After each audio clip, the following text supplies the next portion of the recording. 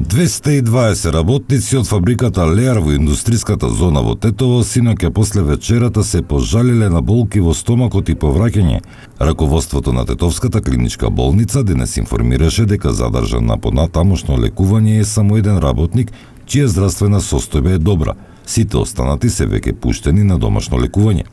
183 биле примени во клиничкиот центар во Тетово, 27 во општата болница во Гостивар и 10 лица во приватните амбуланти. Тоа е најважното. Сите кои барале здравствена помош, сите ме е пружена. Тоа со нашите капацитети, со нашите човекови ресурси и сето тоа што имавме тука. Во утрински, после тоа во утринските часови кога се смири тоа, од кога дознавме ова, ние формиравме координативно тело.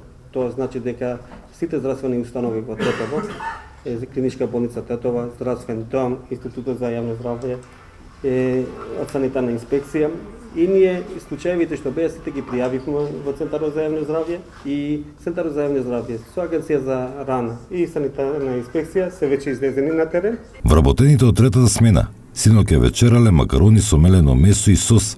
Денеска при увидот во фабриката замени се примороци од храната. Сега треба да поминат 48 часа за да се дознае и точните резултати од анализите, односно изворот на труење. Инаку денеска, работниците од првата смена, поради увидот не ги извршуваа работните обврски. Од фабриката пак до сега не излегоа со официјални информации за целиот случај.